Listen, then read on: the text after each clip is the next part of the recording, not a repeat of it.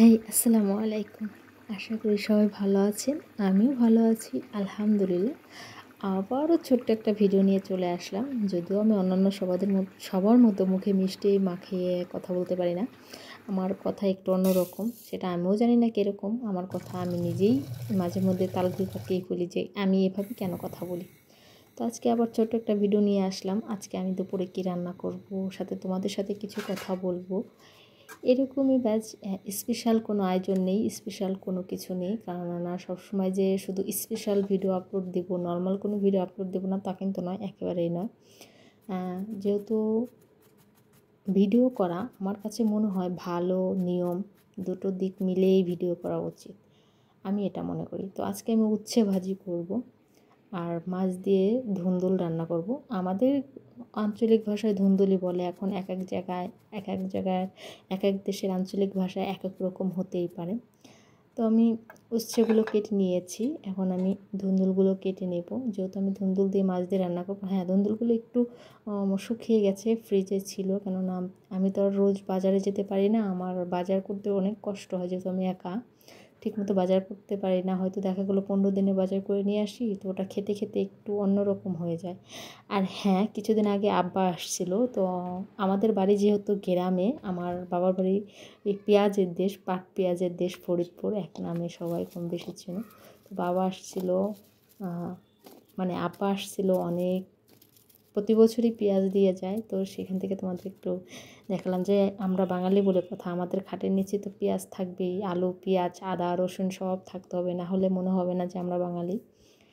তো পেঁয়াজটা আমার কিনে খেতে হয় না, পেঁয়াজ রসুনটা আমি সারা বছরের জন্য আমাদের বাড়ি থেকেই দিয়ে দেয়।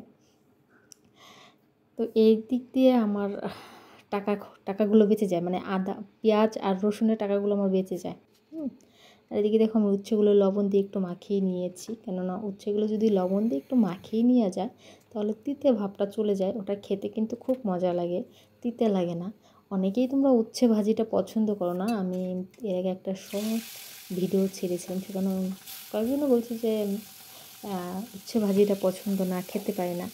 এভাবে একদিন রান্না করে দেখো, উচ্ছে ভাজি দিয়ে পেট পুড়ে ভাত খেতে পারবে।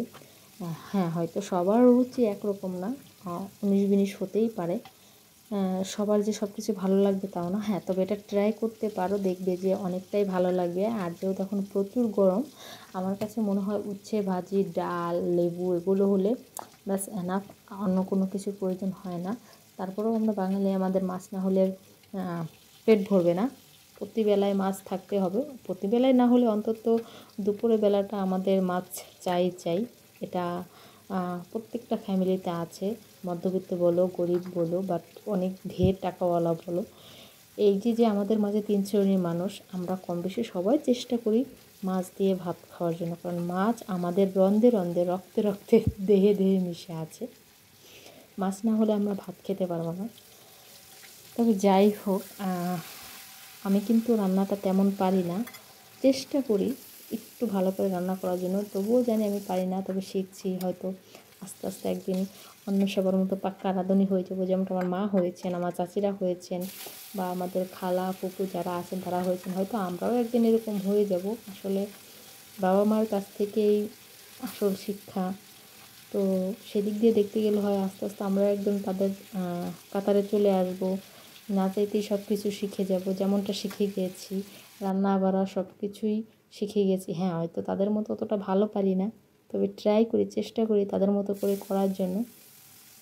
রেগুলার রান্নার জন্য যতটুকু সম্ভব ততটুকু তো চেষ্টা করি যে ঠিক আছে, রোজ রান্না করছি, আজকে একটু খারাপ হলে কালকে একটু ভালো হবে। আর তার থেকে বড় কথা, খারাপ ভালো দেখার মতো আমার বাসায় কেউ নেই।